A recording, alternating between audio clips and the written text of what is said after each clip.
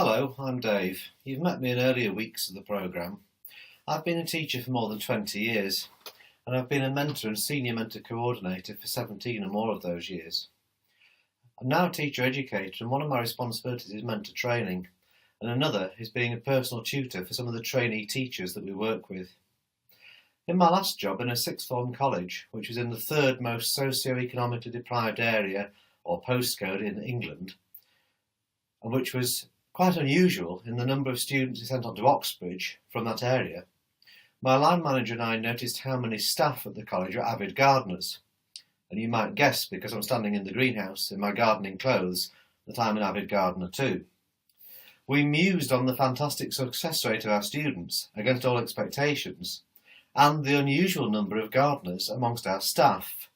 And over coffee one day we decided that the common factor must be that the staff enjoyed the challenge of nurturing both the plants and the students, in both cases in what you might call inhospitable environments.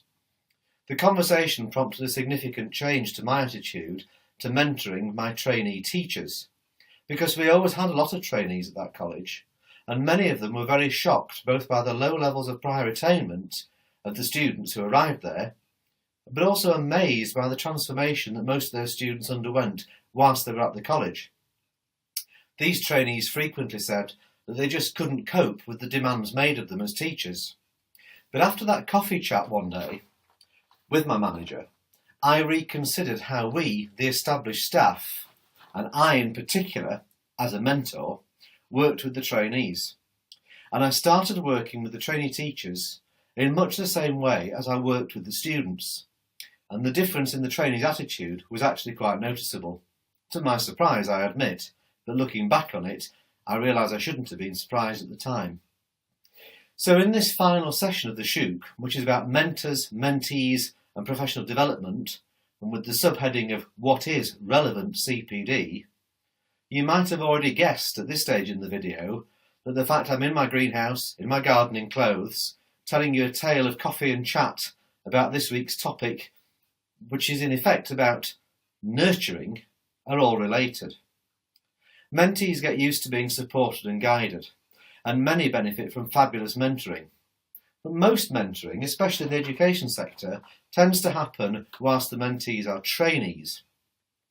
And at the end of the training period, it's often forgotten that the mentees have learned to identify, sometimes with help from the mentor, what are the areas they need to develop, what might success at meeting a target related to those areas look like.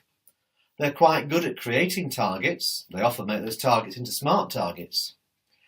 But there's often a missing link.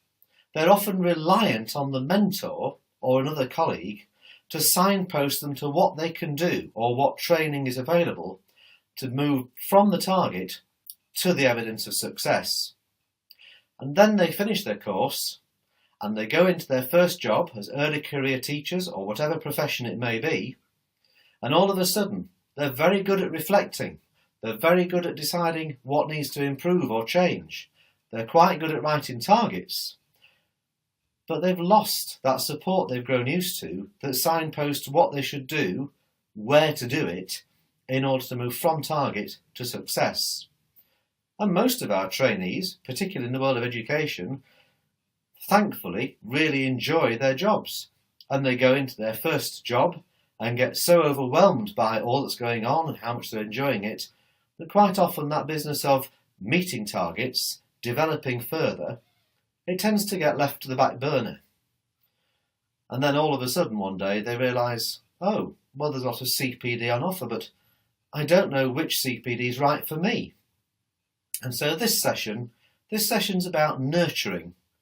You can say that all mentoring is nurturing, and I would agree with that totally.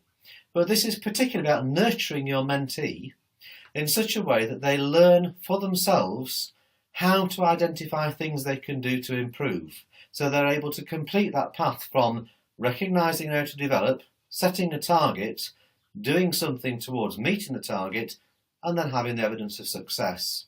And that's what this session will be about.